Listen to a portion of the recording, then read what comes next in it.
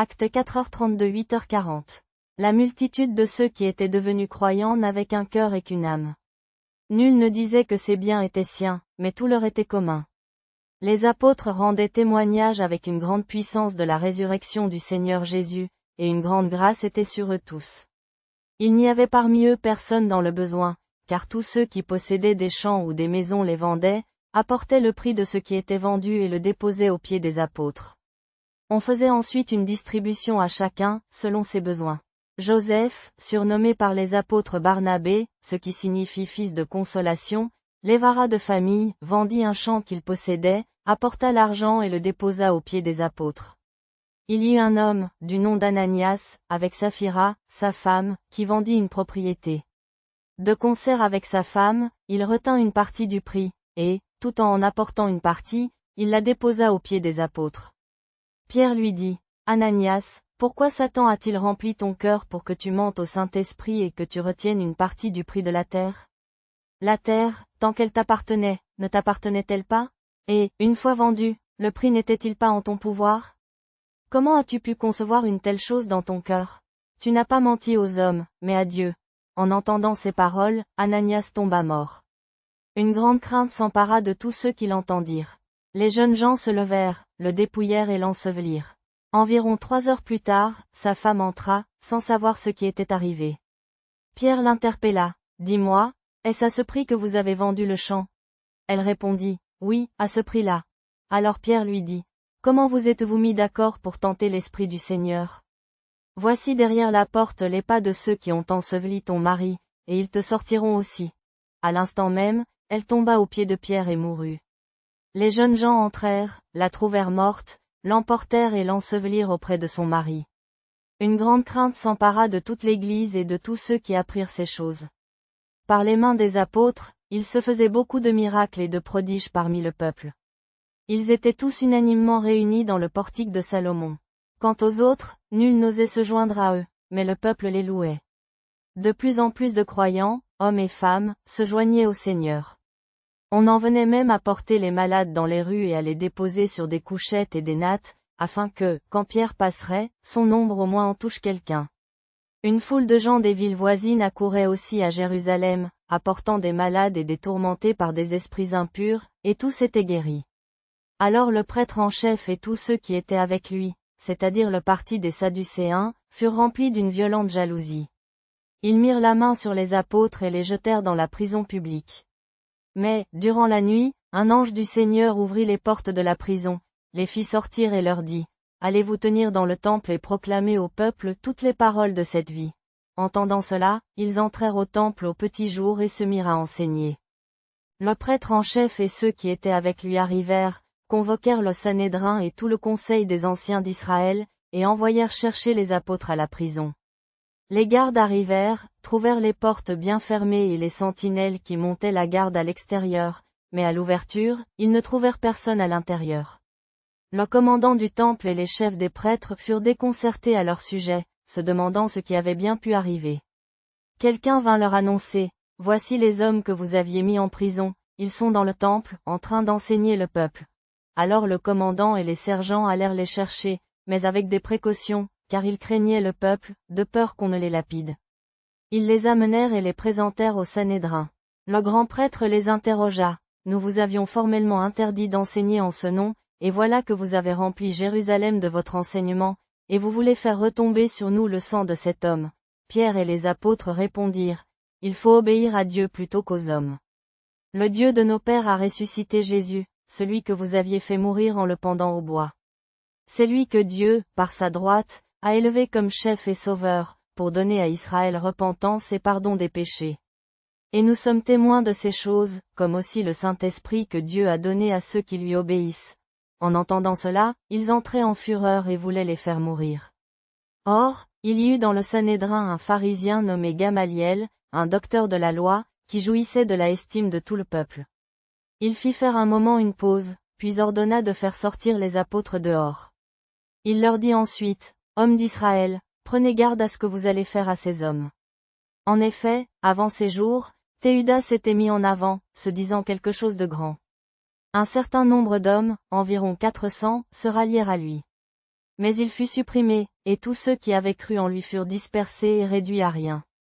Après lui, Judas le Galiléen surgit à l'époque du recensement, et il entraîna du peuple à sa suite. Lui aussi périt, et tous ceux qui avaient cru en lui furent dispersés. Maintenant donc, je vous le dis, écartez-vous de ces hommes et laissez-les faire. Car si ce projet ou cette entreprise vient des hommes, il sera détruit. Mais s'il vient de Dieu, vous ne pourrez pas les détruire. Prenez garde, de peur que vous ne vous trouviez à combattre Dieu. Ils se rallièrent à son avis. Ils firent venir les apôtres, les firent fouetter, leur défendirent de parler au nom de Jésus, puis les relâchèrent. Les apôtres sortirent du Sanhédrin, pleins de joie d'avoir été jugés dignes de subir des outrages pour le nom de Jésus. Et chaque jour, dans le temple et dans les maisons, ils ne cessaient d'enseigner et d'annoncer la bonne nouvelle de Jésus le Christ.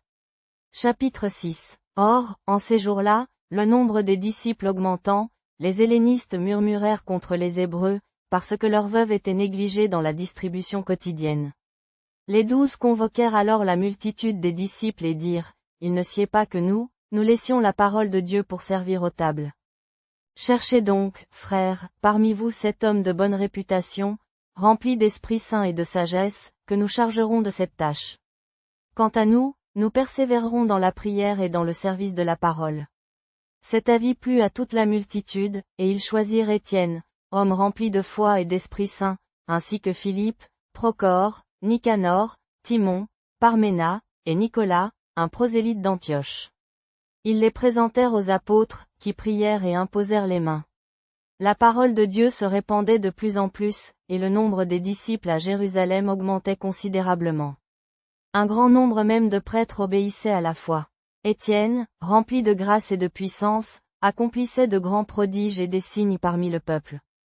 Mais alors, quelques membres de la synagogue dite des Affranchis, et de celle des Cyrénéens et des Alexandrins, avec ceux de Cilicie et d'Asie, se mirent à discuter avec Étienne.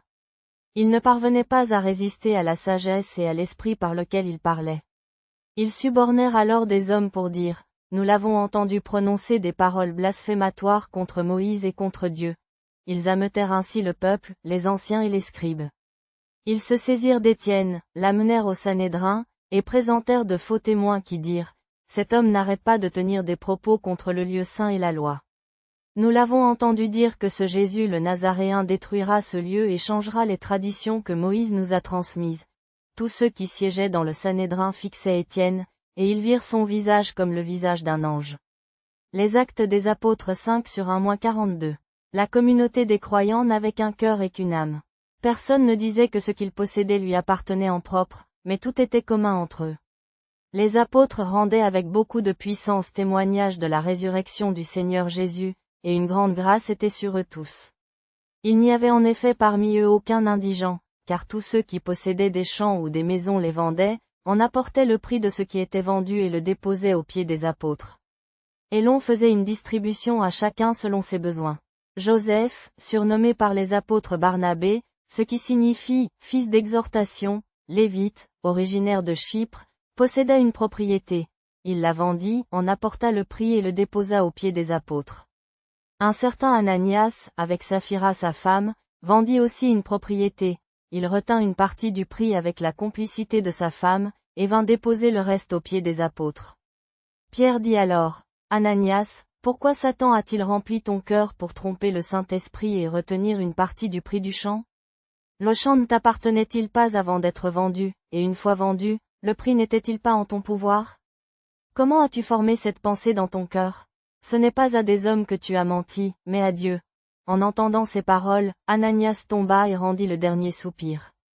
Une grande crainte s'empara de tous ceux qui entendirent parler de cela. Les jeunes gens se levèrent, enveloppèrent le corps, le transportèrent dehors et l'ensevelirent.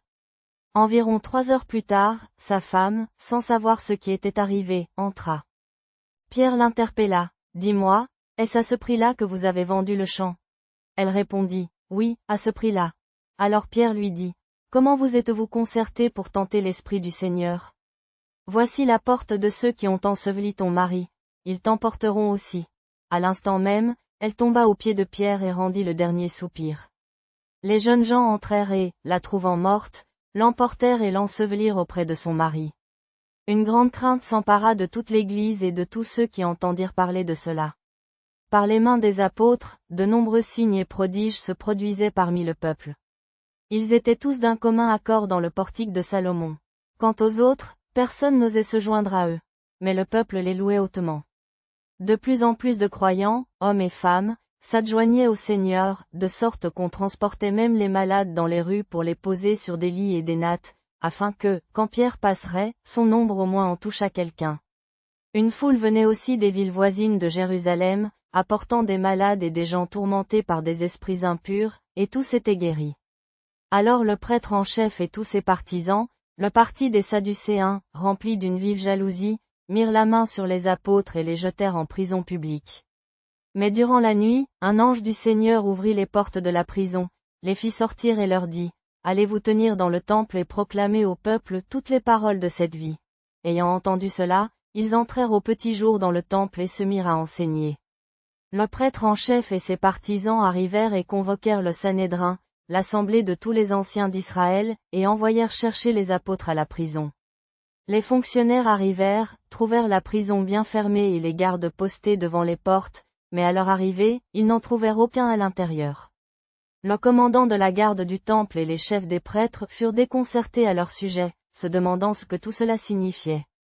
Quelqu'un vint leur annoncer, « Voici, les hommes que vous avez jetés en prison sont dans le temple, debout, en train d'enseigner le peuple. » Alors le commandant, avec les fonctionnaires, alla les chercher, mais avec précaution, car il craignait le peuple, de peur d'être lapidé. Ils les amenèrent donc, mais sans violence, et les présentèrent devant le Sanhédrin.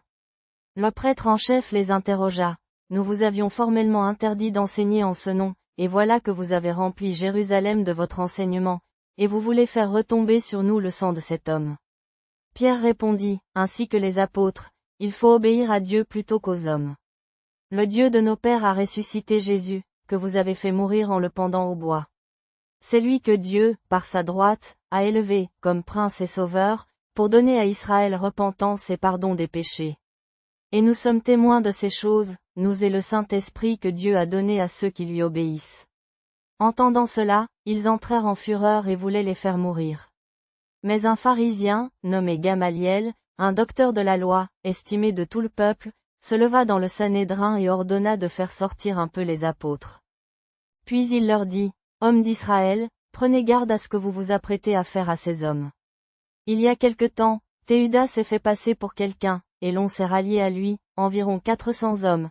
Il fut tué, et tous ceux qui le suivaient furent dispersés et réduits à rien. Plus tard, au moment du recensement, Judas le Galiléen s'est fait connaître, et il a entraîné du peuple à sa suite. Lui aussi périt, et tous ceux qui le suivaient furent dispersés. Et maintenant, je vous le dis, détournez-vous de ces hommes, laissez-les faire, car si ce projet ou cette œuvre vient des hommes, il se détruira de lui-même, mais s'il vient de Dieu, vous ne pourrez pas les détruire. Prenez garde, de peur que vous ne vous trouviez à combattre Dieu. » Ils se rangèrent à son avis, et après avoir fait fouetter les apôtres, ils leur défendirent de parler au nom de Jésus, et les relâchèrent. Les apôtres quittèrent donc le Sanhédrin, tout joyeux d'avoir été jugés dignes de souffrir l'opprobre pour le nom de Jésus. Et chaque jour, sans discontinuer, dans le temple et dans les maisons, ils n'en finissaient pas d'enseigner et d'annoncer la bonne nouvelle de Jésus, le Christ. Chapitre 6. Or, dans ces jours-là, le nombre des disciples augmentant, il s'éleva des murmures de la part des hellénistes contre les Hébreux, parce que leurs veuves étaient négligées dans la distribution quotidienne. Les 12 convoquèrent alors la multitude des disciples et dirent, « Il ne convient pas que nous abandonnions la parole de Dieu pour servir à des tables. Cherchez donc parmi vous, frères, 7 hommes dont on atteste la valeur, pleins d'Esprit Saint et de sagesse, et nous les chargerons de cette tâche. Partagez vos prières dans les commentaires. Le Seigneur écoute toujours même votre voix la plus douce. Que Dieu vous bénisse.